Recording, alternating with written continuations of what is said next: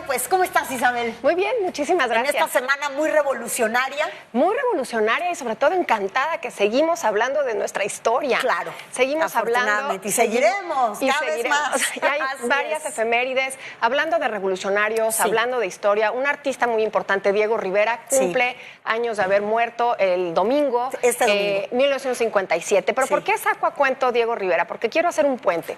Diego Rivera, digamos que de alguna forma, con sus maravillosos murales, nos puso la historia de México de alguna manera, ¿no? De una manera, obviamente, desde este estado revolucionario, una historia que ya lo hemos comentado aquí, una historia muy de blancos y negros, nada de claroscuros, pero finalmente una maravilla artística, y eso es lo que es nuestro patrimonio mural.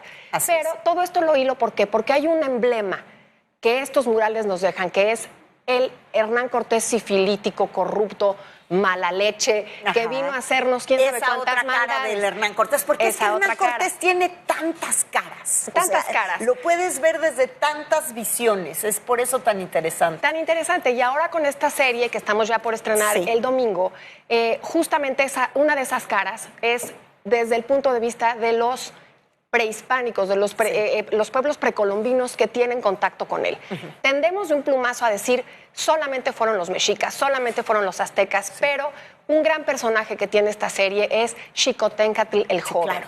Nada más y nada menos que uno de los caciques, un heredero, un noble de un pueblo adverso a los mexicas, los tlaxcaltecas.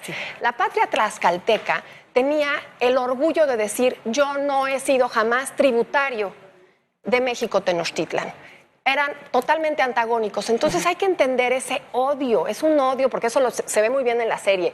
Ese odio y ese orgullo que les daba no estar sometidos a Moctezuma va a ser uno de los elementos importantes para que se dé la conquista. Importante, importantísimo, porque son cientos de miles de tlaxcaltecas los que van a apoyar militarmente a los conquistadores. Y tenemos otros personajes como, bueno, Malintzin ya le hemos platicado mucho, Moctezuma, entender sus razones, por qué este güey Tlatoani toma tan tibiamente, digámoslo así, y recibe a Hernán Cortés. Yo creo que el mundo prehispánico es muy buen momento para que lo analicemos, para que analicemos que el dominio mexica llevaba 200 años en el altiplano. Sin embargo, fue la primer cultura que somete con sacrificios humanos tan sistemáticamente al altiplano.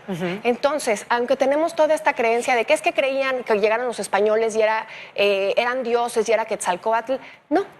Realmente. Y tampoco no todos creían que eran dioses. Efectivamente. Nadie lo creyó. Es decir, no se creyó a ciegas que eran dioses. Por supuesto que no. Y a los 5 minutos se dieron cuenta que eran hombres, morían, sudaban, sangraban, en fin. Entonces, lo que parte de eso es justamente, está en el primer capítulo de la serie. Desde el primer capítulo se plantea este mito de que creían que eran dioses. No, desde el primer capítulo nos damos cuenta que desde el primer capítulo de la historia, en ese sentido, siempre supieron que no eran dioses. Exacto. Y entonces quitémonos esos mitos de los murales. Los murales nos aleccionaron mucho a esos mitos, ¿no?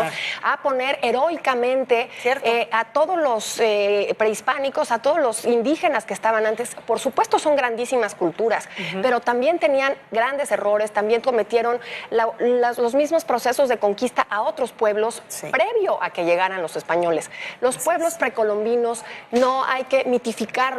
Hay que estudiarlos, hay que verlos, hay que leerlos. Y hay que dudar. Aventémonos a seguir hablando de historia, por favor, y este domingo no nos perdamos el estreno de la serie Hernán Cortés. Pues ahí estaremos todos seguramente. Muchísimas gracias, Isabel. Como siempre, bienvenida. Muchas gracias.